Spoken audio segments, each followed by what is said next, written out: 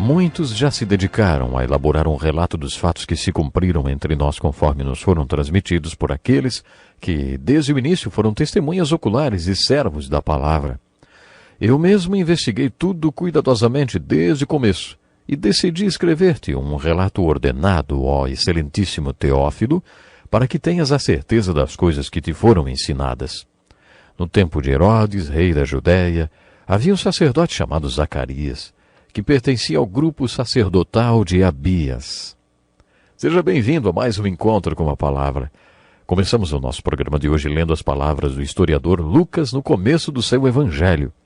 Nos primeiros programas voltados ao evangelho de Lucas, estudamos a abordagem que Lucas fez do ministério de Jesus Cristo sob a perspectiva do manifesto do Messias. Vimos que quando Lucas relata a vida e o ministério de Jesus, conta que Jesus começou o ministério dele anunciando qual era o seu manifesto ou sua missão. Depois de anunciar seu manifesto, Jesus o provou e colocou-o em prática. Depois ele se dirigiu a vários grupos de pessoas, aos apóstolos, aos líderes religiosos e, é claro, a mim e a você, lançando o seguinte desafio: vocês vão participar comigo da implementação ou da implantação e aplicação da minha missão?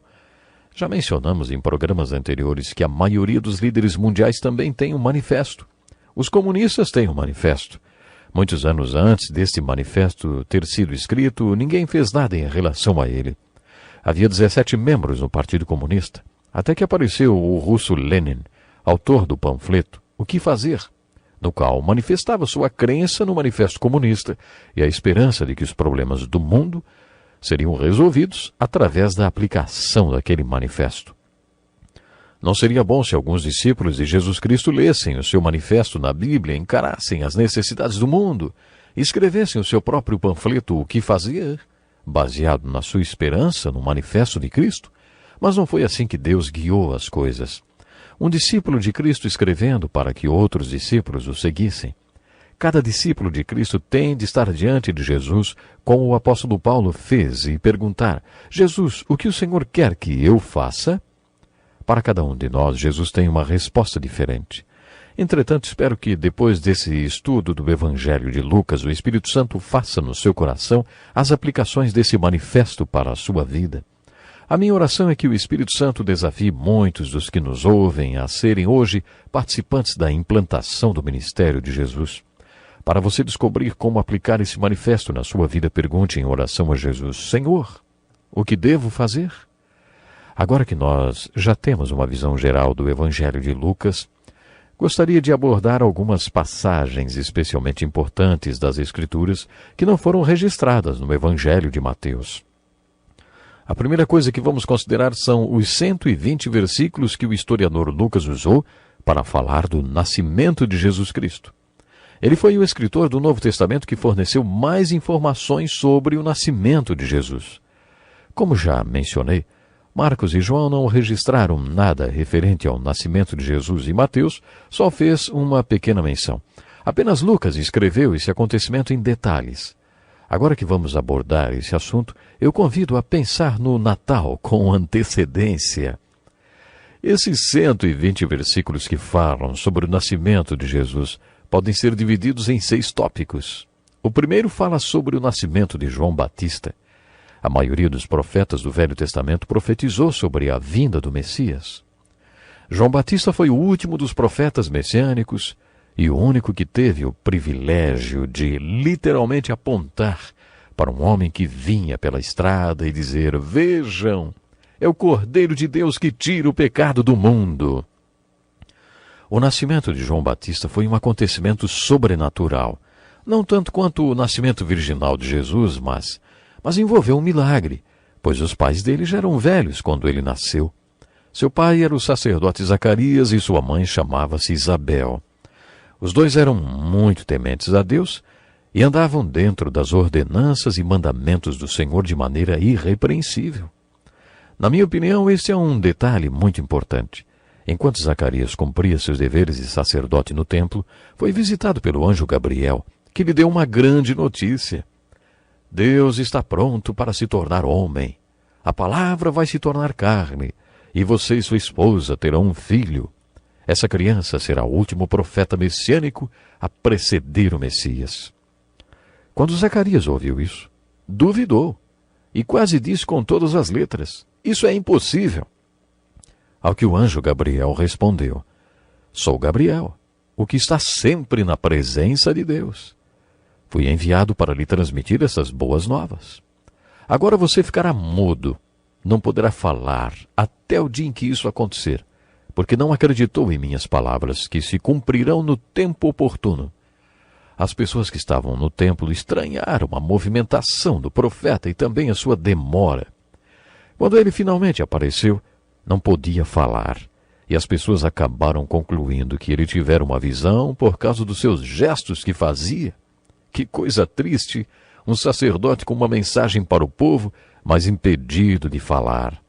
A incredulidade tinha fechado sua boca. É verdade, a incredulidade ainda fecha a boca de muitos ministros que deveriam estar proclamando as boas novas do Evangelho de Jesus Cristo para o povo. O famoso autor Rudyard Kipling disse: as ovelhas olham para cima e não são alimentadas. E o trágico é que elas estão sentadas à mesa do Pai. Kipling estava falando sobre o fato de que, em muitas igrejas, as ovelhas olham para cima esperando ser alimentadas pela palavra de Deus, mas não são. Por que isso não acontece? Por que não são alimentadas?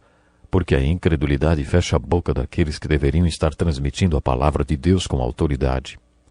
Depois disso, o anjo Gabriel visitou a Virgem Maria, que era uma moça simples do campo, provavelmente muito jovem, e contou a ela as notícias que tinha dado a Zacarias. Deus vai se tornar homem. Você, mulher agraciada entre as mulheres, vai ter o privilégio de ser a mãe de Deus. Maria não ficou incrédula como profeta, mas, de acordo com a Bíblia, ela ficou confusa e perturbada com as palavras do anjo e perguntou: como acontecerá isso, se sou virgem? O relato do diálogo de Maria com o anjo e de suas falas seguintes demonstram que ela realmente creu na mensagem do anjo. Mas a primeira pessoa a questionar o nascimento virginal foi a própria Maria. Ela perguntou: como aconteceria? Você também não iria querer saber? Acredito que uma coisa seja perguntar e até duvidar um pouco, mas outra coisa é não crer. Dizem que há mais fé numa dúvida honesta do que na metade dos credos. Duvidar ou questionar não implica necessariamente em não crer. O sacerdote não creu, por isso sua boca foi fechada. Mas Maria creu. Ela até foi visitar Isabel, que àquela altura estava grávida de 6 meses de João Batista. E Isabel, cheia do Espírito, assim que a viu, disse: bendita é você entre as mulheres e bendito é o filho que você dará à luz. Maria não tinha dúvidas, mas no seu coração fazia indagações. Você já reparou que o relato seguinte do Evangelho de Lucas é referente a César, o imperador romano? Historiadores desafiam a veracidade desse relato. No 2º capítulo, Lucas diz: naqueles dias, César Augusto publicou um decreto ordenando o recenseamento de todo o Império Romano. Este foi o primeiro recenseamento feito quando Quirino era governador da Síria. Esse é exatamente o dado histórico questionado. Há alguns anos, os historiadores afirmaram que quando Quirino era o governador, o imperador era Otávio. Mas depois de fazerem algumas pesquisas, descobriram que esse homem tinha requerido ao Senado que seu nome fosse trocado para um outro título que o agradasse mais. Foi-lhe sugerido Augur, que sugere divindade, e ele gostou. Por isso seu nome mudou para César Augusto. Isso comprova a precisão do relato de Lucas. Esse imperador, que achava que governava o mundo inteiro, emitiu um decreto para que houvesse um censo para uma posterior taxação de todos os cidadãos. Todos deveriam ir à cidade dos seus antepassados para fazer o registro. Se isso fosse feito hoje, em algumas partes do mundo, haveria um congestionamento monstruoso no trânsito, hein? Já imaginou se todo mundo tivesse que ir à sua cidade natal para pagar os impostos? Esse censo decretado por Augusto foi a providência de Deus em ação. Vocês estudiosos do Velho Testamento estão lembrados de Miqueias 5:2, que diz exatamente onde o Messias iria nascer? Em Belém. Em nosso primeiro contato com Maria na Bíblia, ela está bem longe de Belém. Ela está ao norte de Israel, num lugarzinho chamado Nazaré. Para que a profecia de Miqueias fosse cumprida, ela deveria estar em Belém. Se hoje você viajar para a Terra Santa, vai saber direitinho qual é a distância de Nazaré para Belém. Este decreto de César Augusto forçou Maria e José viajarem para a cidade de seus antepassados. Os dois deveriam estar em Belém para serem cadastrados. Deus usou esse decreto para cumprir uma profecia bíblica. No Evangelho de Lucas lemos que, enquanto estavam lá, chegou o tempo de nascer o bebê. Portanto, aconteceu que, enquanto eles estavam em Belém, o menino Jesus nasceu. Essa é uma das partes mais fascinantes da história de Natal, relatada por Lucas.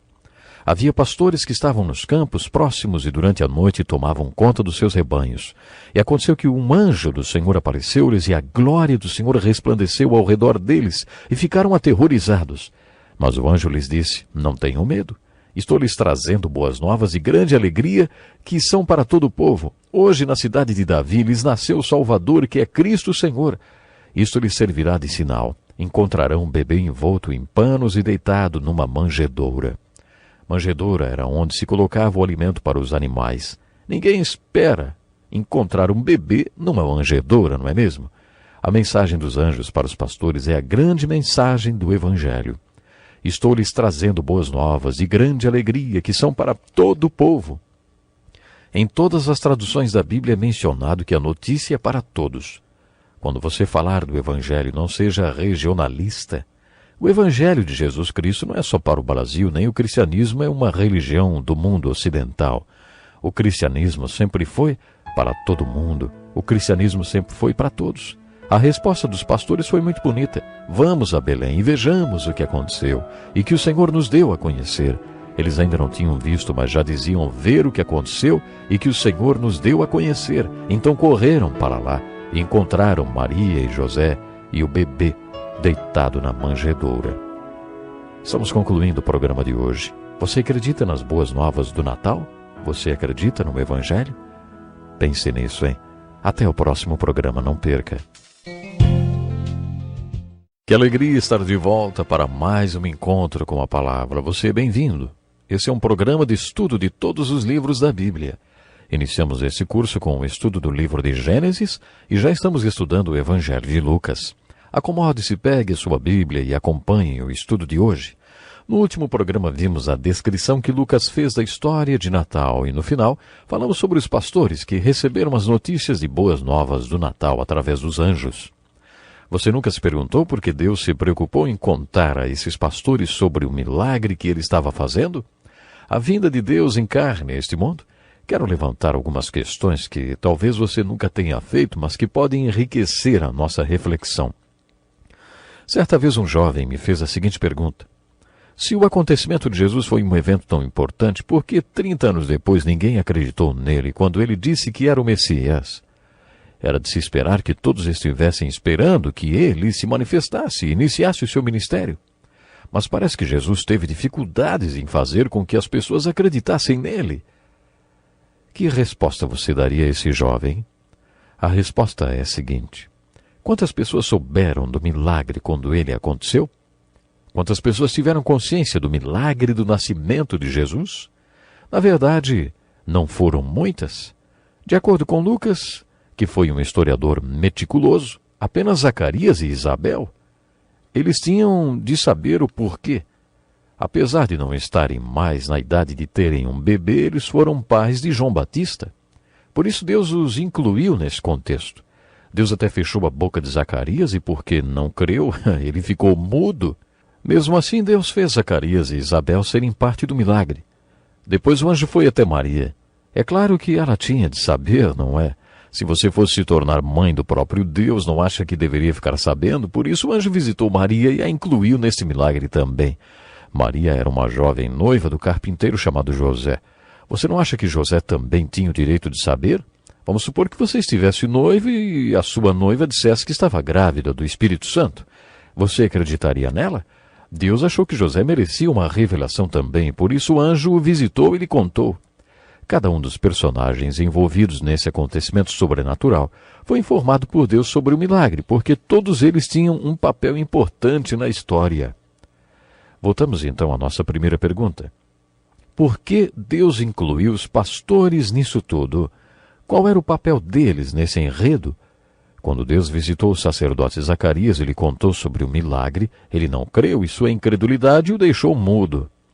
Depois Deus contou para a mãe de Jesus, a Virgem Maria, e ela creu.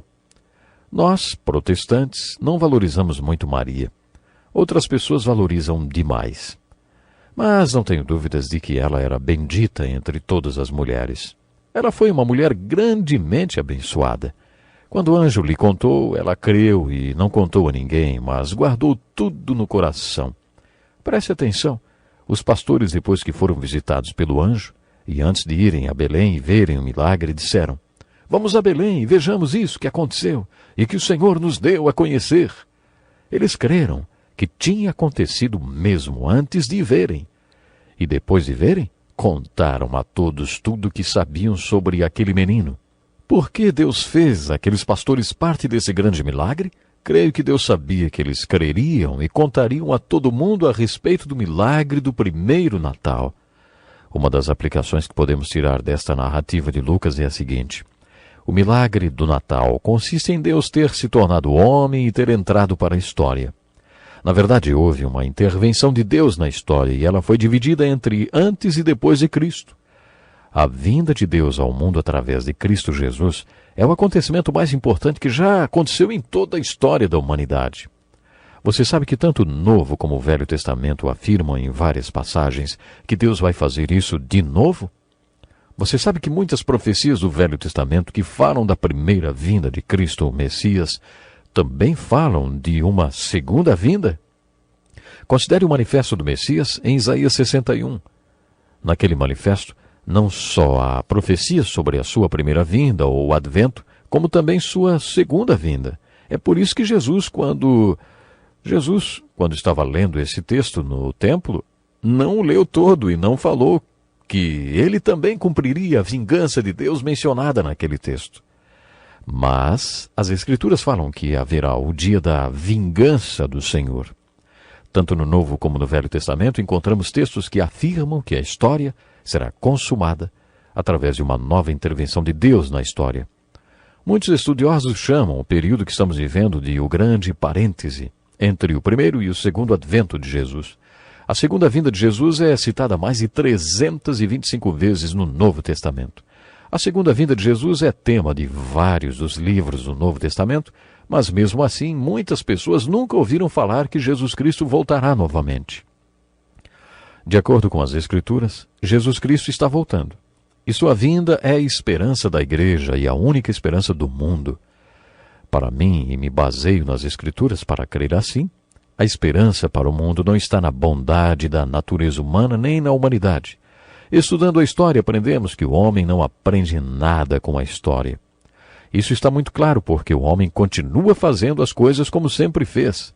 Eu não sei qual a sua opinião sobre a história, mas de acordo com a Bíblia, ela vai ficar ainda pior. Vai ficar tão ruim que a única saída será uma intervenção divina.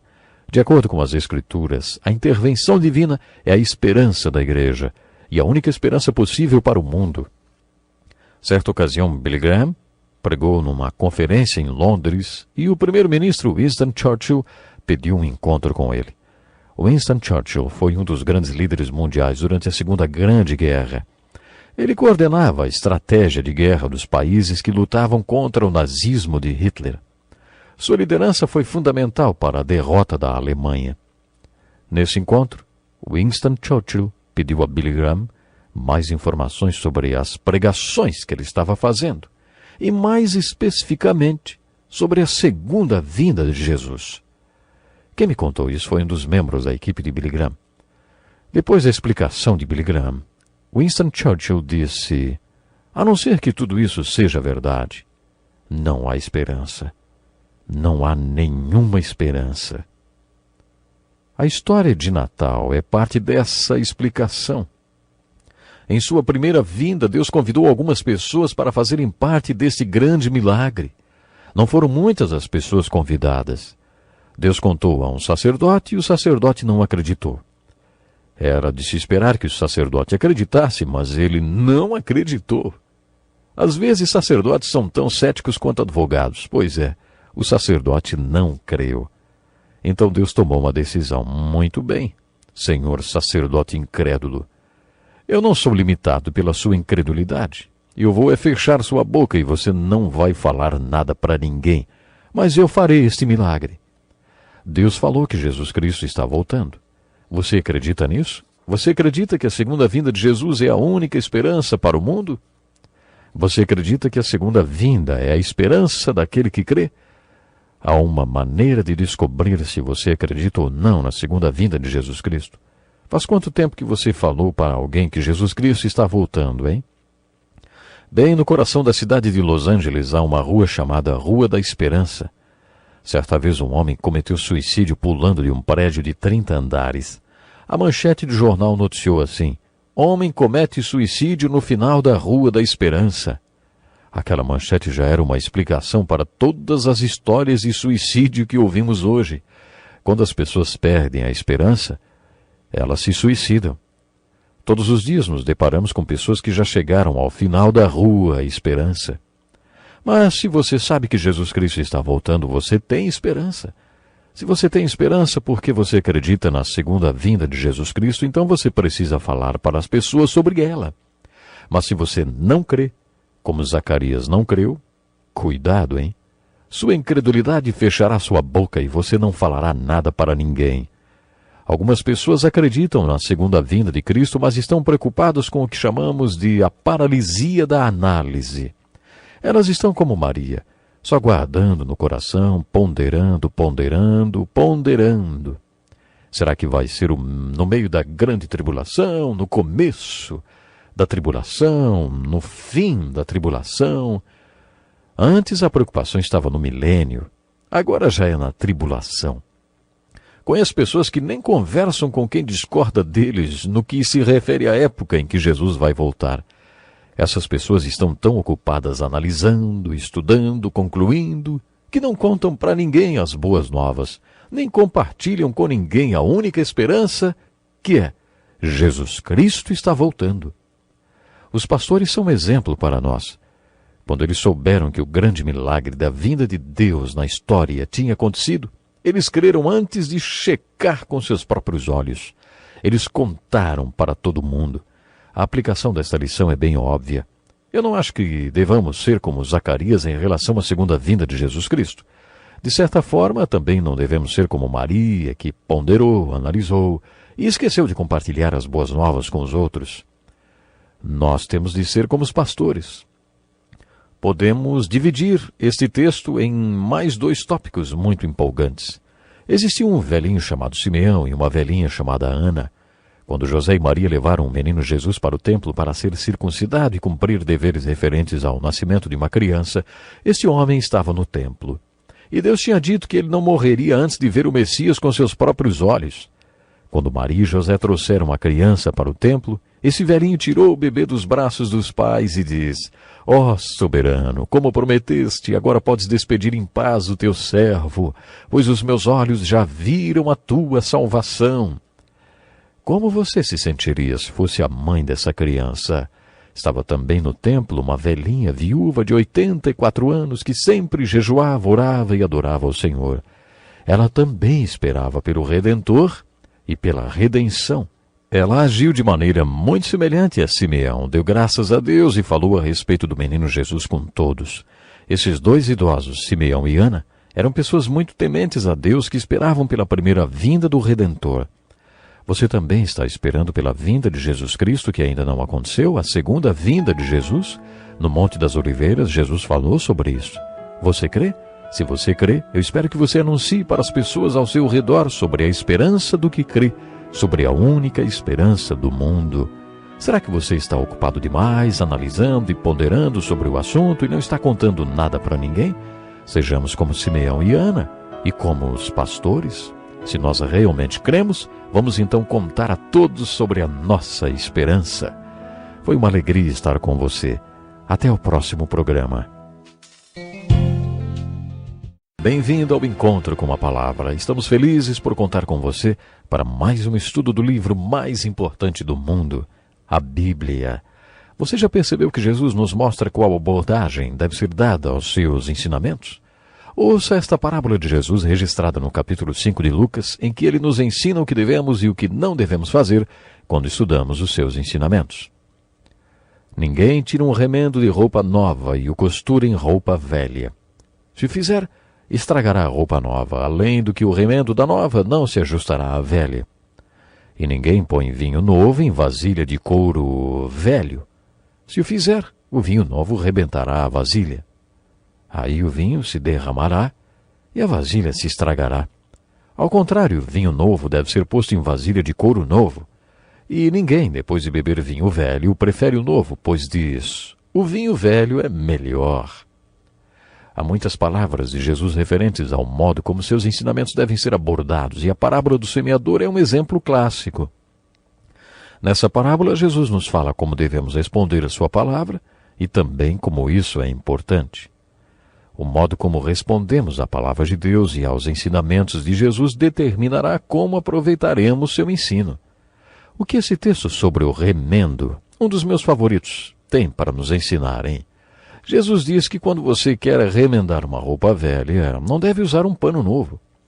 Qualquer costureira vai explicar que se você fizer isso, o pano novo vai puxar o pano velho e aí o buraco será ainda maior. O que Jesus está dizendo é que o seu ensinamento pode rasgar o ensino da religião estabelecida. A religião estabelecida fazia outra abordagem das Escrituras, e como vimos no estudo do Sermão da Montanha, Jesus mostrou que não podia coexistir com ela. Jesus estava ensinando que não dava para pôr um remendo em cima dos velhos ensinos da religião estabelecida. Junto com esse ensinamento, Jesus faz também uma ilustração de como eram as pessoas que o ouviam pela primeira vez.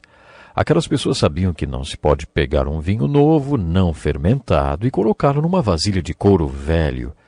Naquele tempo eles colocavam o vinho em sacos de couro de cabra e todos sabiam sobre o que Jesus estava falando. Se você pegasse um vinho novo, não fermentado, e o colocasse num saco de couro velho, quando eles pendurassem aquele saco na parede, como costumavam fazer, o vinho fermentaria e se expandiria dentro do saco. Isso faria pressão dentro do saco de couro de cabra, que se fosse inflexível e frágil, não suportaria a pressão e se romperia. Jesus lembrou que o vinho novo, não fermentado, deveria ser posto num saco de couro novo. E quando o vinho se expandisse e aumentasse a pressão, o saco aguentaria a pressão e os dois seriam preservados, o vinho e o saco. Anos atrás fiz parte de um grupo de pastores que se reuniu com a equipe de profissionais de uma clínica psiquiátrica. Os profissionais queriam que os pastores indicassem pacientes para a clínica que estavam abrindo. Mas logo que a clínica abriu, houve uma avalanche de pacientes e a clínica não precisou mais de nenhuma indicação. Entretanto, nós, os pastores, havíamos combinado de nos reunir semanalmente com a equipe da clínica durante um ano. E assim nos reuníamos semanalmente para analisar os diferentes problemas e decidirmos qual seria a abordagem que cada grupo daria a cada problema apresentado. Haviam 6 ou 8 pastores, um psiquiatra, vários psicólogos e assistentes sociais. Lembro-me que às vezes as discussões entre os pastores e o resto do grupo eram bem acirradas. Uma noite, depois de uma longa e tensa reunião, resolvemos sair para jantar. Quando nos sentamos à mesa, um dos psicólogos, que parecia ter passado a tarde toda com raiva de mim, desabafou. Vocês, pastores, deixam as pessoas doentes. Eu respondi. Ah, é? Por quê? Ele respondeu. Sabem por quê? Essas pessoas que nos procuram não são pagãs, são pessoas que vão à igreja e que ouvem seus sermões. No domingo elas se sentam nos bancos da igreja e dizem sim para tudo que vocês falam. Mas de segunda a sábado, elas não vivem aquilo que vocês dizem que elas deveriam viver. Vocês dizem que elas devem amar o próximo, amar o inimigo e vai por aí. Dentro da igreja, enquanto vocês falam tudo isso, elas concordam e dizem amém. Mas durante a semana fazem tudo diferente. Na verdade, elas não creem em nada do que vocês falam. Na verdade, vocês, pastores, criam conflitos nas mentes das pessoas. Esses conflitos vão aumentando, até que um dia arrebentam. Perguntei se ele estava tentando me dizer o que estava acontecendo em nossas igrejas, o que Jesus disse nesse texto sobre o vinho não fermentado e da bolsa de couro. Aí eu lhe expliquei a parábola. Olha, Jesus disse mais ou menos assim. Antes de vocês se decidirem pela minha palavra, Saibam que minha palavra é como o vinho novo e que vai criar certa pressão em suas vidas. Se vocês não aguentarem a pressão que meus ensinamentos provocam em vocês, podem acabar explodindo. Será que é isso que você está tentando me explicar? E ele perguntou, isso que você falou está na Bíblia?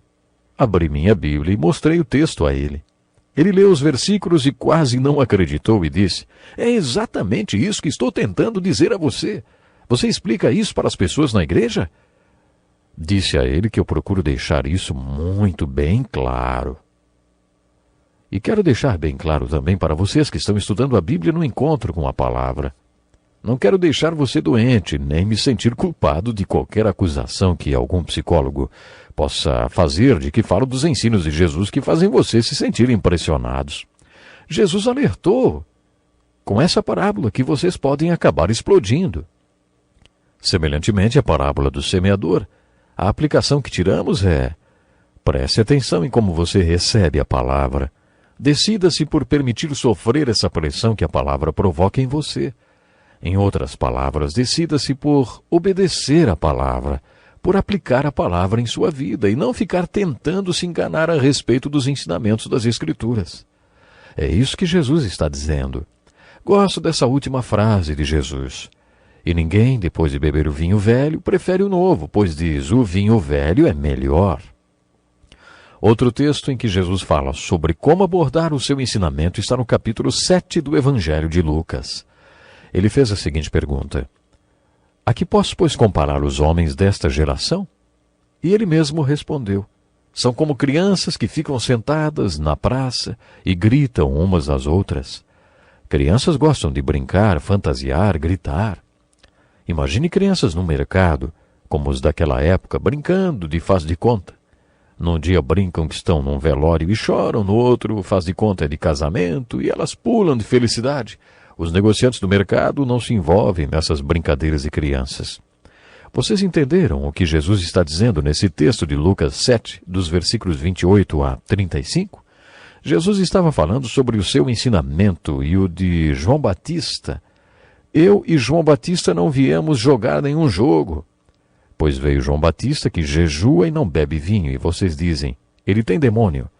Veio o Filho do Homem comendo e bebendo, e vocês dizem, aí está um comilão e beberrão, amigo dos publicanos e pecadores. Jesus está sugerindo que ele veio ao mundo com uma postura, a de desfrutar a vida. João Batista foi mais sério e disseram que ele era do demônio e que Jesus era comilão e beberrão. Mas perceba que essas pessoas diziam isto como crianças que brincavam nas praças. Jesus estava dizendo que nem ele, nem João Batista iriam jogar este jogo.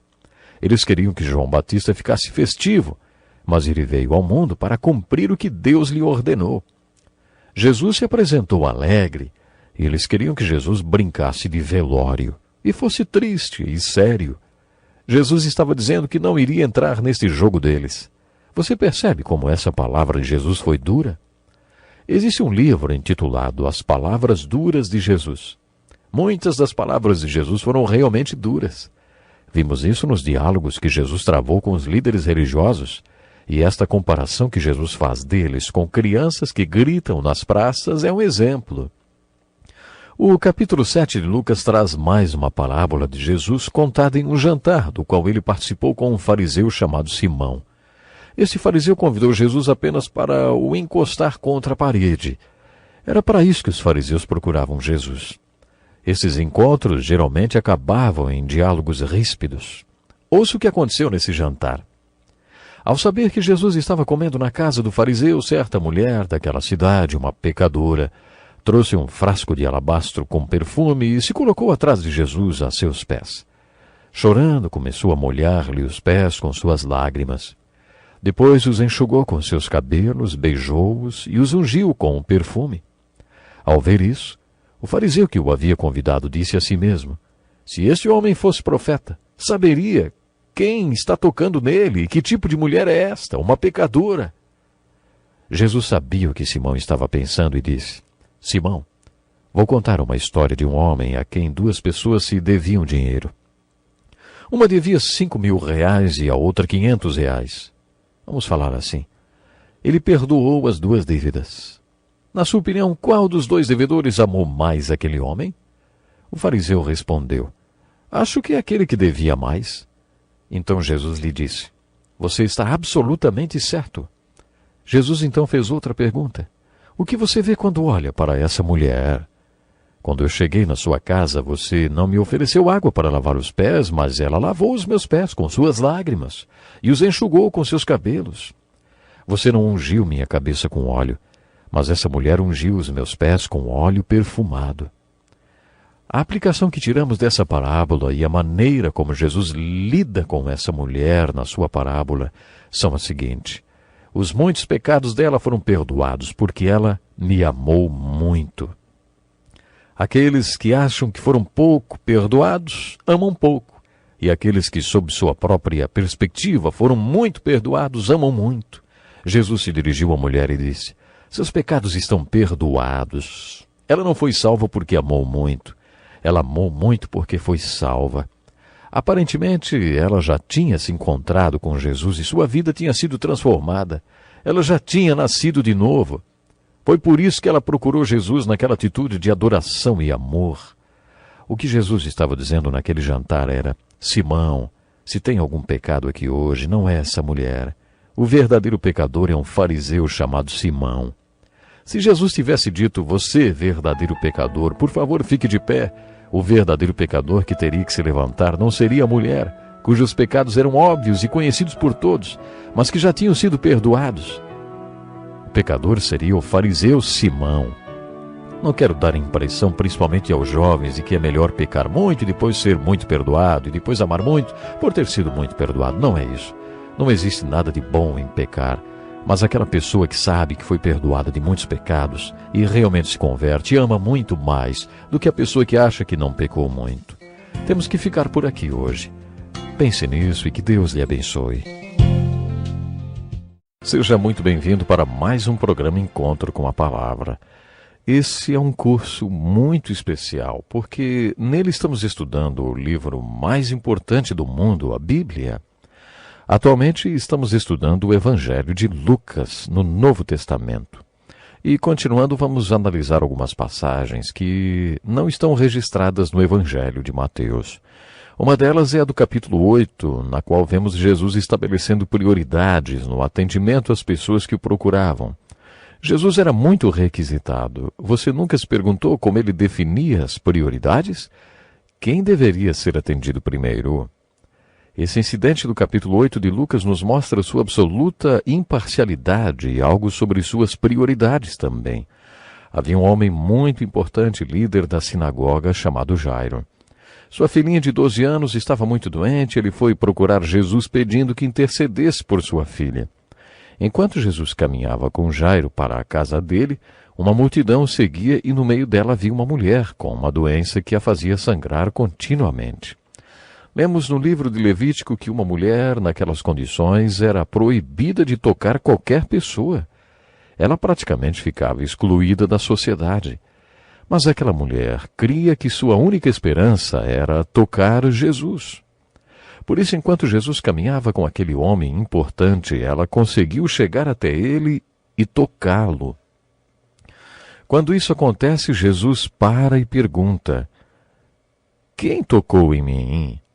Os apóstolos disseram: Mestre, a multidão se aglomera e te comprime. Mas Jesus se referia a algo mais profundo e insiste: Alguém tocou em mim, eu sei que de mim saiu poder. E agora, você acha que ele realmente não sabia quem tinha lhe tocado? Claro que ele sabia. Ele queria que a mulher tivesse a fé para confessar que deliberadamente o tinha tocado, porque cria que assim seria curada. Ela finalmente aproximou-se e, tremendo, confessou que o tinha tocado. Jesus curou a mulher e lhe disse: Filha, a tua fé te curou, vá em paz. Depois disso, ele se voltou para Jairo, ao mesmo momento em que chegava um recado de que a menina já tinha morrido e ninguém mais precisava importunar o mestre. Mas Jesus diz a Jairo: Não tenha medo, tão somente creia e ela será curada. Eles seguiram para a casa do homem e lá estava a menina morta. Mas Jesus levantou a menina dos mortos. Esse é mais um dos grandes milagres de Jesus relatados no Evangelho. Essa é uma história muito comovente porque nos mostra a imparcialidade de Jesus e também algo sobre suas prioridades. Porque ele curou primeiro a mulher e deixou a filha do homem morrer. Se você parar um minuto para pensar, quem tinha mais urgência? O teólogo Campbell Morgan fez a seguinte observação. Esse homem já tinha usufruído 12 anos de luz com a vida de sua filha. E o que a mulher tinha? 12 anos de doença e escuridão. Acho que naquela hora, para Jesus, a mulher tinha mais urgência. O Evangelho de Lucas é repleto de histórias como esta da mulher que teve fé para crer que se apenas tocasse em Jesus seria curada. No final do capítulo 10 de Lucas, lemos uma das minhas passagens preferidas. Os últimos versículos desse capítulo falam de duas mulheres a quem Jesus amou muito. Elas eram irmãs e chamavam-se Marta e Maria. Leremos mais sobre elas no Evangelho de João. Como Lucas apresenta a perspectiva mais humana da vinda de Cristo, ele relata o conflito entre essas duas irmãs. Jesus foi visitá-las em Betânia, nos arredores de Jerusalém, para descansar um pouco. Este texto descreve o que provavelmente foi o primeiro encontro de Jesus com estas duas irmãs. Cada uma delas respondeu de maneira diferente à visita de Jesus. Marta pensou o seguinte: Jesus está vindo almoçar na minha casa. Tudo tem de estar em ordem, os talheres, toalha de mesa, tudo perfeito. Ela se preocupava com essas coisas. Sua irmã Maria era diferente. Ela pensou: Emanuel, Deus conosco. A palavra viva de Deus tornou-se carne e está vivendo entre nós. E está vindo para a minha casa, quero me sentar aos seus pés e ouvir sua palavra. Maria ficou na sala de estar aos pés de Jesus, ouvindo suas palavras, aproveitando o estudo da Bíblia. Marta ficou na cozinha, preparando o que comer. Tem uma coisa, Marta não era tímida. Marta veio lá da cozinha, interrompeu o estudo bíblico e começou blá blá blá. Senhor, não te importas que minha irmã tenha me deixado sozinha com o serviço? Diz-lhe que me ajude, por favor, mestre. Você já se viu numa situação como essa, no meio de duas mulheres? Eu vivi no meio de 6 irmãs e sempre me deparava no meio de conflitos entre duas delas. Acabei tendo de desenvolver uma certa sabedoria de Salomão. Não tomava posição nenhuma. É de se espantar que o Senhor tenha sido tão incisivo nessa situação. Ele não tentou sair pela tangente, nem deixou que elas resolvessem o problema sozinhas. Ele tomou partido de Maria. Jesus olhou para Marta e disse: Marta, Marta, você está preocupada e inquieta com muitas coisas, todavia apenas uma é necessária. Maria escolheu a boa parte, e esta não lhe será tirada. Jesus foi a favor de Maria e não de Marta. Essas duas mulheres tornaram-se símbolos de algo muito importante na vida da igreja hoje. Temos esses dois tipos de pessoas na igreja, as Martas e as Marias. As Marias se preocupam com as coisas do céu e as Martas têm a mente voltada para as coisas da terra. No livro de Atos percebemos que quando a igreja estava crescendo, as Martas e Marias precisavam umas das outras. No capítulo 6, lemos que os apóstolos estavam sobrecarregados com muitas atividades administrativas e, por isso, tomaram uma decisão muito importante. Eles fizeram uma reunião e elegeram algumas pessoas para servirem, que hoje são chamadas de diáconos em algumas igrejas. Os apóstolos, que eram as Marias, ou seja, os pastores, disseram às Martas: Vocês, por favor, cuidem da administração da igreja e nós vamos nos dedicar exclusivamente à oração e à ministração da palavra. Em outras palavras, eles disseram: Agora vocês serão Martas e nós vamos ser Marias, cada uma com sua função. Nós ainda temos esses dois tipos de pessoas na igreja. Temos as Marias, essencialmente dedicadas às atividades pastorais. Estas são as pessoas que frequentemente recebem as visões de Deus, que as implantam na igreja, pregam sobre elas até que se concretizem. Mas também precisamos das Martas, porque é necessário que haja organização e administração. Geralmente, quando as pessoas Martas aparecem em cena, organizam, estudam o caso, delegam tarefas, supervisionam e até agonizam com os atropelos da obra. Resumindo, elas administram. As Marias precisam respeitar as Martas e vice-versa, porque os dois tipos de pessoas são muito importantes. Não é uma questão de um ou outro, mas sim de ter os dois tipos dentro da igreja. Esses dois padrões de dons espirituais são muito importantes. Às vezes as Marias são do tipo deixa rolar e as Martas do tipo gente que faz. O corpo de Cristo precisa destes dois tipos de pessoas. Quando um tipo Maria tem um ministério pastoral e precisa de um tipo Marta, o tipo Maria tem de admitir que Deus deu o dom da administração e organização ao tipo Marta. Se não fosse pelas Martas, as Marias não teriam o que comer. Por outro lado, as Martas precisam reconhecer o fato de que se não fosse pelas Marias, não haveria nada para organizar nem administrar. As Martas não seriam necessárias se não fossem as Marias. Ao mesmo tempo, as Marias usufruem certa tranquilidade, porque as Martas pegam no pesado. Eu gostaria de acrescentar uma pergunta ao nosso estudo. Será que a Maria deveria ter ajudado Marta com o serviço de casa? Eu acho que Jesus respondeu: não, senhora, a Maria não tem nada a ver com o serviço da cozinha. Ela não tem que desistir dos dons pastorais ou espirituais que Deus lhe deu. Será que a Marta deveria sair da cozinha e participar do estudo bíblico? Acho que a resposta é outra vez não. De acordo com Jesus, os dois tipos de dons são necessários. Há uma parábola no capítulo 18 de Lucas que enfatiza a oração persistente. É muito importante que compreendamos esse ensinamento das Escrituras, porque ele foi enfatizado no ministério de Jesus. Em Lucas capítulo 11, Jesus deu uma lição importante para os apóstolos que foram procurá-lo depois dele passar muito tempo em oração.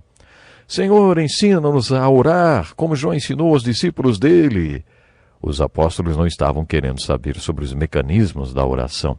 Eles queriam saber o que motivava Jesus a passar tanto tempo orando e orar tanto. Eles sabiam que havia algo sobre oração que ainda faltava aprender. Por que Jesus orava tanto? Em resposta à pergunta dos apóstolos, Jesus respondeu: suponham que um de vocês tenha um amigo e que recorra a ele à meia-noite e diga: amigo, empreste-me 3 pães, porque um amigo me chegou de viagem e não tenho nada para lhe oferecer. E o que estiver dentro responda: não me incomode, a porta já está fechada e eu e meus filhos já estamos deitados. Não posso me levantar e lhe dar o que me pede. Eu lhes digo, embora ele não se levante para dar-lhe o pão por ser seu amigo, por causa da importunação se levantará e lhe dará tudo o que precisar. Naquele tempo a família se acomodava num mesmo cômodo e depois que todos estivessem deitados era difícil atravessar toda a sala para atender a um chamado na porta. Quando um levantava, acabava perturbando toda a família. As ilustrações que Jesus usava eram do dia a dia, daqueles que ouviam seus ensinamentos. Por isso eles sabiam o que significava levantar no meio da noite e também compreendiam se alguém dizia: não posso mais me levantar, todos nós já estamos deitados. O que Jesus disse com essa parábola foi mais ou menos o seguinte: pode ser que esse amigo não se levante só por ser seu amigo, mas se você continuar batendo, batendo e batendo, igual a um bebê que chora até ser atendido, ele vai acabar se levantando. Isso se chama importunação. Encontramos esse conceito várias vezes nos ensinos de Jesus: pedir, pedir, buscar, buscar, bater, bater. Devemos perseverar na oração. É essa a ideia ilustrada nesta parábola. No capítulo 17 de Lucas, do versículo 7 ao 10, encontramos uma parábola que diz: vocês, quando tiverem feito tudo o que lhes for ordenado, devem dizer: somos servos inúteis, apenas cumprimos o nosso dever. Jesus está dizendo que se você é firme e constante e serve a Deus, talvez por 50 anos, não deve agir como se isso fosse algo anormal. Na verdade, é muito normal, e é o que se espera que aconteça. Por isso você deve dizer: sou apenas um servo inútil, fiz apenas a minha obrigação. Para nós deveria ser normal servir ao Senhor e perseverar em servi-lo sempre. Bom, eu tenho que encerrar o programa agora. Estou feliz que você tenha participado conosco e visto algumas aplicações práticas do ensino de Jesus. Você tem orado por alguma coisa em especial? Deus o manda perseverar. Continue pedindo, pedindo, buscando, buscando, batendo, batendo. Permaneça aos pés do Senhor Jesus. Ele sempre vai atender. Ele sempre vai atender. Nos encontramos no próximo programa. Até lá. É uma alegria muito grande poder estar mais uma vez com você através do Encontro com a Palavra. Este programa é parte de um estudo de todos os livros da Bíblia, num total de 360. Estamos estudando o livro de Lucas, do Novo Testamento. Infelizmente não poderemos abordar todo o conteúdo do livro. Veremos o máximo possível, mas não pare apenas com esse estudo. Leia todo o Evangelho de Lucas e as apostilas, os estudos. Faça do final do programa o início do seu estudo bíblico. Lembre-se que o propósito desse curso é estimular a leitura e o estudo da Bíblia por pessoas leigas. Observe no Evangelho de Lucas aquelas passagens que não foram registradas no Evangelho de Mateus. Existem ensinos de Jesus maravilhosos para você explorar. Um exemplo é o capítulo 12 e a parábola do rico insensato. Esta parábola foi a resposta de Jesus para um homem que se aproximou dele e disse: Mestre, dize a meu irmão que divida a herança comigo. Fica claro que esses dois irmãos estavam brigando por causa de bens materiais, e Jesus disse: Homem, quem me designou juiz ou árbitro entre vocês? Cuidado! Fiquem de sobreaviso contra todo tipo de ganância. A vida de um homem não consiste na quantidade dos seus bens. A seguir, Jesus contou esta parábola sobre o rico insensato. Jesus disse que este homem era insensato e tinha um problema. Ele não sabia o que fazer com tanto dinheiro e com tantos bens materiais. Então construiu celeiros grandes, galpões, onde pudesse estocar toda a sua riqueza, para depois poder dizer à sua alma: você tem grande quantidade de bens armazenados para muitos anos.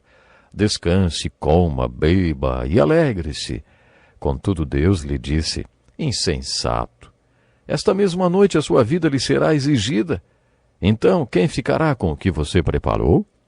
Assim acontece com quem guarda para si riquezas, mas não é rico para com Deus. De acordo com as Escrituras, enquanto você acumula seus bens, deve ter consciência de que existe morte e do seu estado eterno. Se você não fizer isso, estará sendo insensato. Esta é a lição de Jesus através desta parábola.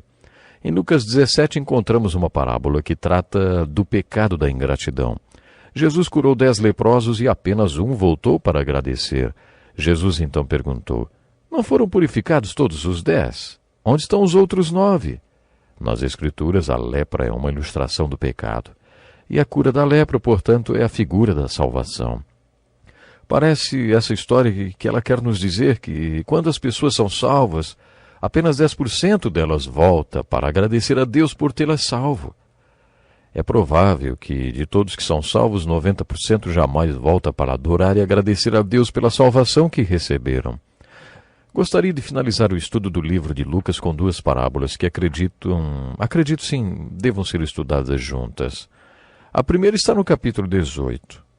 Há alguns que confiam na própria justiça e desprezam os outros. Jesus contou essa parábola. 2 homens subiram ao templo para orar. Um era fariseu e o outro publicano. O fariseu em pé orava assim: Deus, eu te agradeço porque não sou como os outros homens, ladrões, corruptos, adúlteros, nem mesmo como este publicano. Jejuo 2 vezes por semana e dou dízimo de tudo que ganho. Mas o publicano ficou à distância. Ele nem ousava olhar para o céu, mas batendo no peito dizia: Deus, tem misericórdia de mim, que sou pecador. Eu lhes digo que este homem, e não outro, foi para casa justificado diante de Deus. Pois quem se exalta será humilhado, e quem se humilha será exaltado. Nessa parábola temos 2 homens orando. Podemos dizer que temos 2 posturas e 2 discursos. Primeiro, o fariseu que está orando no templo. Ele está lá no lugar de oração todo cheio de si. Prestem atenção em como Jesus mais uma vez foi irônico. Orava no íntimo. Esse homem orava para ele mesmo. A oração dele girou em torno dele mesmo e não saiu disso. Ele usou muito o pronome eu. Ele tinha um problema de ego. Aliás, nem deveríamos usar a palavra oração, porque orar significa pedir. E o que foi que esse fariseu pediu? Ele não pediu nada. Ele basicamente só falou como ele era demais. Uau! Ele agradeceu por não ser como os outros, principalmente como o publicano que estava lá num canto orando de maneira humilde. Então temos o primeiro homem, sua oração e sua postura de orgulho e autojustificação. Essa parábola foi contada para aqueles que confiam na sua própria justiça e desprezam os outros, pessoas como aquele fariseu. O segundo homem nessa história é um publicano, alguém que recolhia impostos dos judeus para entregar aos romanos. Um publicano não era apenas um coletor de impostos, mas também um traidor. Os publicanos eram pessoas que tinham se vendido para os romanos. Normalmente eles exploravam o povo de Deus com a retaguarda do poder de Roma. Eles ficavam com uma porcentagem do dinheiro que recolhiam. E o povo ficava impotente para se opor contra os abusos porque os publicanos tinham o aval de Roma. Observe como em todos os evangelhos os publicanos são classificados numa mesma classe, publicanos e pecadores. Isso quer dizer que eles não eram apenas pecadores, eles eram pecadores e publicanos. Ser publicano era pior do que ser pecador. O segundo homem, nesta história de Jesus, era considerado pior do que um simples pecador. Ele estava de pé no canto do templo e sua postura não era de orgulho nem de justo. Ele nem levantava sua cabeça ou olhos, mas ficava batendo no seu peito, que simbolizava humilhação, contrição e arrependimento. E sua oração era: Deus, tem misericórdia de mim, que sou pecador. Jesus falou sobre 2 homens, 2 orações e 2 posturas. Depois ele fez um pronunciamento. Ele disse que depois que o fariseu fez sua oração, não ficou num estado de graça, para usar uma expressão muito comum hoje. Mas o segundo homem teve uma postura de arrependimento e contrição e foi para casa justificado. Essa é uma das frases mais bonitas do Novo Testamento.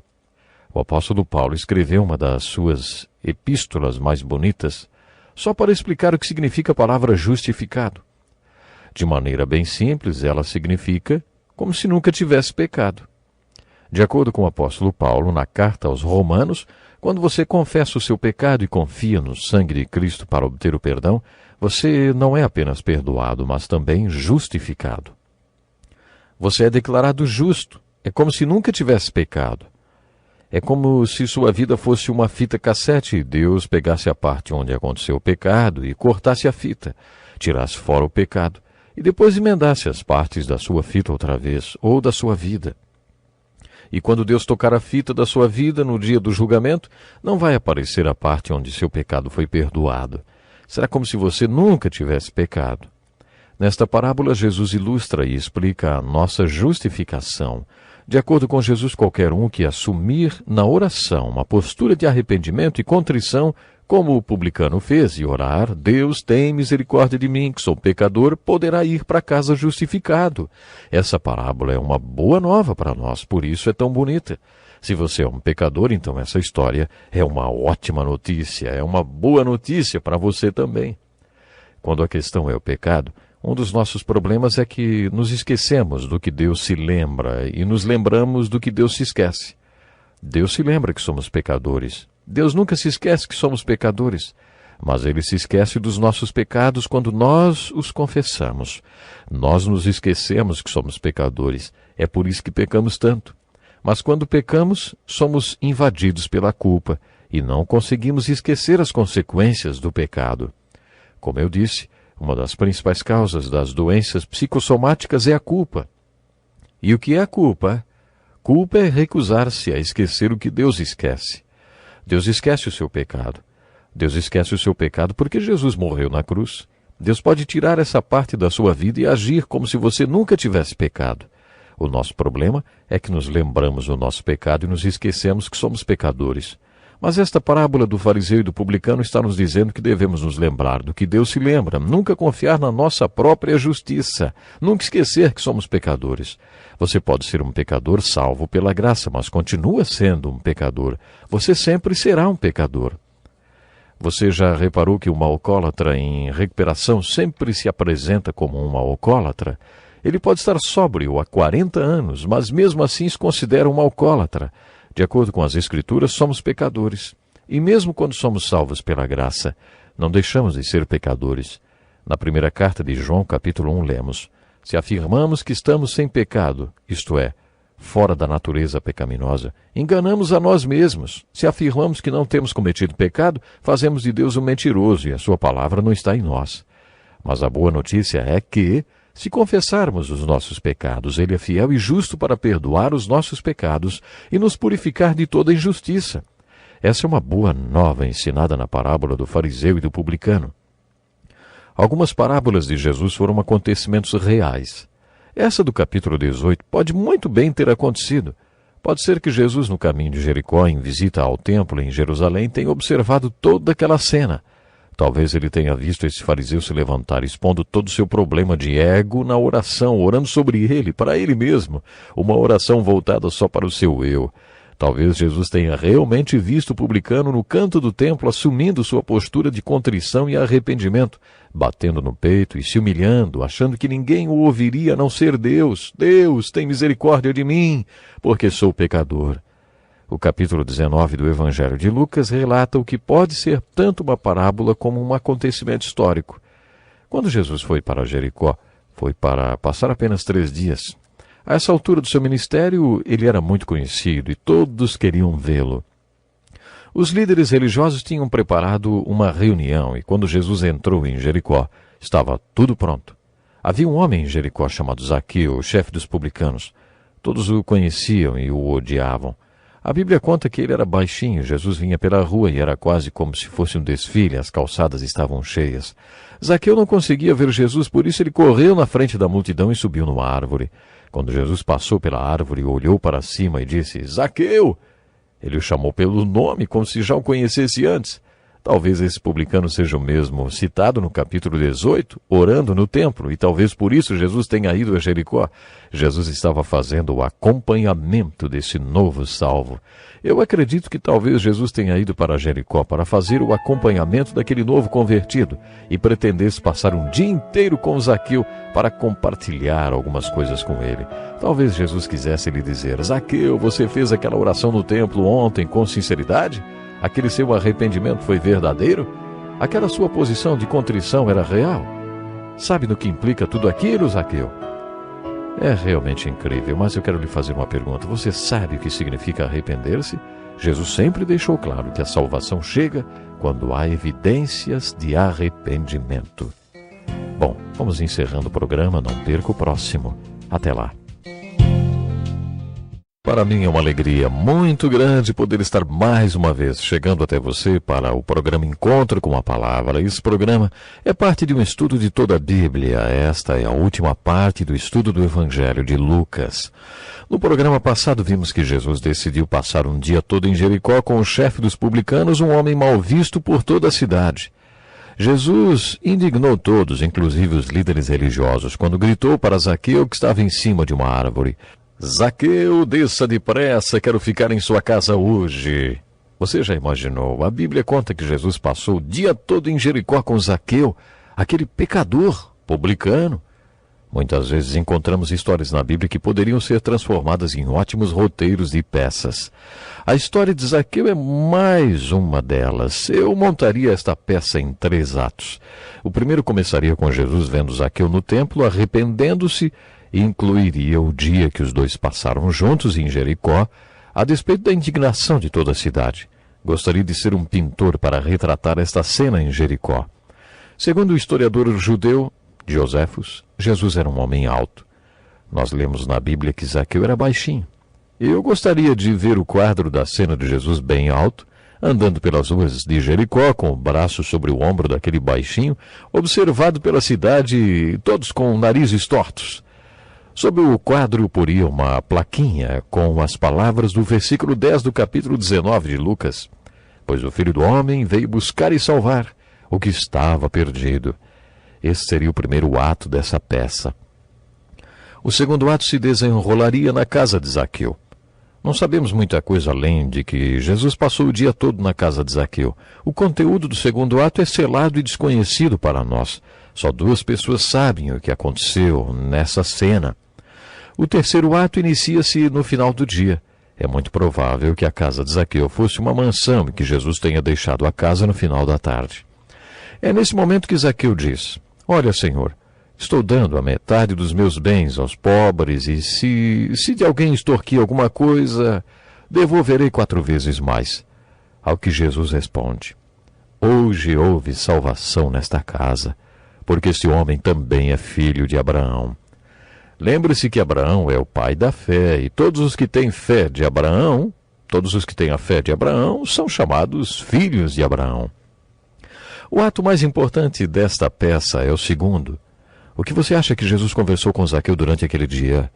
Podemos fazer algumas conclusões baseando-nos no terceiro ato e em algumas especulações teológicas. Eles devem ter conversado sobre o que significa arrependimento. Arrependimento significa mudança de opinião, de vontade, de coração e de direção. Arrependimento significa tomar outro rumo. Você está lembrado que João Batista não batizava ninguém até que a pessoa mostrasse frutos de arrependimento? Quando alguns religiosos procuraram João Batista para serem batizados, ele disse: raça de víboras, quem lhes deu a ideia de fugir da ira que se aproxima? Deem frutos que mostrem o arrependimento. Mas afinal, quais são esses frutos de arrependimento? São evidências no comportamento da pessoa de que seu pensamento, vontade, coração e rumo foram mudados. Essa palavra ainda implica que a pessoa lamenta seu comportamento até então. Quais são as evidências do arrependimento? Para cada um pode ser de um jeito. No capítulo 4 de João, lemos que Jesus conversou com uma mulher e falou com ela sobre o novo nascimento como a água viva. Ele disse: quem beber desta água terá sede outra vez, mas quem beber da água que eu lhe der nunca mais terá sede. A mulher então diz: Senhor, dê-me dessa água para que eu não tenha mais sede. Foi aí que Jesus lhe disse: vá, chame seu marido e volte. E ela respondeu: não tenho marido. No linguajar de hoje, Jesus disse mais ou menos assim: você não brinca em serviço, não? Você já teve 5 e o homem com quem você está vivendo agora não é o seu marido, é? Para essa mulher, arrependimento significava colocar sua vida pessoal em ordem. Você está lembrado daquele jovem rico? Aquele moço respeitado, religioso, rico, que procurou Jesus dizendo: mestre, o que farei de bom para ter a vida eterna? Para ele, segundo Jesus, o arrependimento significaria 5 coisas. Vá, venda os seus bens e dê o dinheiro aos pobres. Depois venha e siga-me. Para o jovem rico isso significava arrependimento. Mas ele não pôde fazer isso. E Jesus ficou olhando aquele moço partir e deixou para trás a salvação porque não queria se arrepender. No dia que Jesus passou com Zaqueu, deve ter dito, caso Zaqueu fosse mesmo o publicano que fez a oração relatada no capítulo 18 de Lucas, ele deve ter dito: Zaqueu, aquela oração que você fez foi realmente sincera? E agora, o que você vai fazer em relação a todas aquelas pessoas de Jericó de quem você tirou dinheiro? Arrependimento significa fazer alguma coisa com relação a isso. Talvez Jesus tenha falado isso e Zaqueu, que tinha se tornado muito rico como um publicano, teria que tomar uma nova posição. Talvez Jesus tenha falado: Zaqueu, arrependimento significa você devolver o dinheiro. Jesus falou para o jovem rico largar o dinheiro e falou para Zaqueu fazer o mesmo. Quando Jesus falou para aquele jovem rico, religioso e respeitado na comunidade, talvez até um advogado, que ele deveria dar seus bens aos pobres, como sinal de arrependimento, o jovem não pôde fazê-lo. E aí Jesus o viu partir sem salvação. Durante o dia que Jesus passou com Zaqueu, provavelmente ele disse a Zaqueu que ele deveria dar todo o seu dinheiro. Estou falando isso porque, quando os dois saíram da casa, Zaqueu mostrou fruto de arrependimento e disse: olha, Senhor, estou dando a metade dos meus bens aos pobres. E se de alguém extorquir alguma coisa, devolverei 4 vezes mais. Aparentemente, Zaqueu tinha sido desonesto com muita gente porque ele ia precisar de metade do seu dinheiro para se acertar com as pessoas. Ele deve ter cobrado imposto a mais de muita gente. Mas, quando ele disse que ia dar e restituir aqueles com quem tinha sido desonesto, Jesus declarou: hoje houve salvação nesta casa. Zaqueu mostrou evidências de ter se arrependido. Observe isso na Bíblia. Jesus nunca prometia salvação a ninguém sem ver seus frutos de arrependimento. Não existe salvação sem arrependimento. Creio que hoje há muita gente nos bancos das igrejas decepcionadas e confusas porque vieram para o cristianismo, mas nunca ouviram falar sobre arrependimento. Elas nem sabem o que é isso. Eu não acho que Jesus falasse sobre salvação para alguém que não mostrasse nenhum fruto de arrependimento. É interessante a comparação entre Zaqueu, o chefe dos publicanos, e o moço a quem chamamos de jovem rico. Sabemos que esses 2 homens tinham 3 coisas em comum. Eram ricos, judeus e queriam conhecer Jesus. O jovem rico veio correndo e se ajoelhou na frente de Jesus. Zaqueu correu na frente da multidão que caminhava com Jesus e subiu numa árvore. Os 2 achavam que precisavam chegar até Jesus. Os 2 queriam saber o que precisavam fazer para serem salvos. Eles tinham muito em comum e Jesus pede aos 2 que se livrem de suas riquezas em sinal de arrependimento. Surge um contraste marcante entre os 2 homens. Zaqueu se arrependeu e o jovem rico não. É aí que a história desses 2 homens se converge. Na parábola do fariseu e do publicano temos a mensagem da graça. Eu e você somos salvos pela graça e não pelas obras. Aprendemos isso no capítulo 18 de Lucas, quando Jesus falou daqueles que confiam na sua própria justiça e desprezam os outros. Cuidado, não interprete erroneamente as Escrituras. Você não pode comprar sua passagem para o reino de Deus, nem a salvação distribuindo seu dinheiro por aí. Assim você estaria confiando na sua própria justiça. Você não é justificado pelo que já conquistou, nem pelo que já fez, mas pela graça de Deus. Paulo fala bem claramente sobre isso no livro de Romanos. A única maneira dos pecados serem perdoados, a única maneira pela qual você pode declarar que é justo aos olhos de Deus é pela graça. Se não fosse assim, por que Deus iria desfalcar o céu e mandar Jesus Cristo ao mundo para ser pregado numa cruz? Quando Jesus orou ao Pai, se queres, afasta de mim este cálice, o Pai olhou lá de cima para o seu filho e disse, não é possível, você tem que morrer na cruz, meu filho. Uma vez que Deus mandou seu filho para morrer na cruz, não faz sentido dizermos para Deus, olha Deus, o Senhor não precisava ter feito isso porque eu mesmo posso me salvar, cumprindo os 10 mandamentos e fazendo coisas boas. Em vários textos, Paulo afirma que a salvação não pode ser conquistada por meio de obras, caso contrário, Cristo teria morrido em vão. Por isso, a única maneira de sermos justificados é pela graça de Deus, confessando a Ele, sou pecador, Senhor, tem misericórdia de mim. Isso foi ensinado na parábola do fariseu e do publicano e também ilustrado na conversa que Jesus teve com Zaqueu. Quando comparamos Zaqueu com o jovem rico, chegamos à seguinte conclusão. O jovem rico era um homem religioso íntegro, de moral indiscutível, respeitado em toda a comunidade, mas que não se arrependeu. Então podemos afirmar que, a não ser que ele tenha se arrependido mais tarde, ele não foi salvo. De acordo com o Novo Testamento, se ele não se arrependeu depois, hoje ele está no inferno. Mesmo sendo corrupto, não sendo religioso, talvez sem nenhum respeito nem integridade, Zaqueu se arrependeu, o que significa que ele foi salvo e que hoje está no céu. Você percebe o tremendo contraste entre esses dois homens? O que vemos repetidas vezes no Evangelho é: 2 homens sentados num banco de igreja, qual deles você é? Você é rico, jovem, respeitado, mas confia na sua própria justiça para ser salvo? De acordo com o Novo Testamento, este é um terreno muito perigoso. Por outro lado, não importa se você é rico, jovem e respeitado, ou se é um Zaqueu, será que você está disposto a tomar uma atitude de arrependimento e dizer para Deus, Senhor, sou um pecador, tem misericórdia de mim? Você está disposto a colocar a sua fé e confiança no fato de que Jesus Cristo morreu na cruz para que você fosse salvo? Quantas verdades temos aprendido para nossas vidas com a palavra de Deus. São verdades que podem transformar sua vida. São verdades que podem fazer você mudar o rumo de sua vida, levando-o a viver feliz com Deus. Vivemos num mundo onde muita gente não é feliz, onde muita gente precisa tomar remédio e mais remédio para conseguir dormir em paz ou simplesmente para conseguir dormir. Vivemos num mundo onde muita gente corre de um lado para o outro para encontrar um pinguinho de felicidade. Vivemos num mundo repleto de estresse, mas compreendemos através desse estudo que quando abrimos o coração para o Senhor Jesus, quando nos arrependemos, quando tomamos uma atitude sincera de buscar a Deus, Ele está pronto sempre para perdoar os nossos pecados, para esquecer os nossos pecados. E é aí que podemos encontrar a verdadeira felicidade, a verdadeira paz. Até o próximo encontro.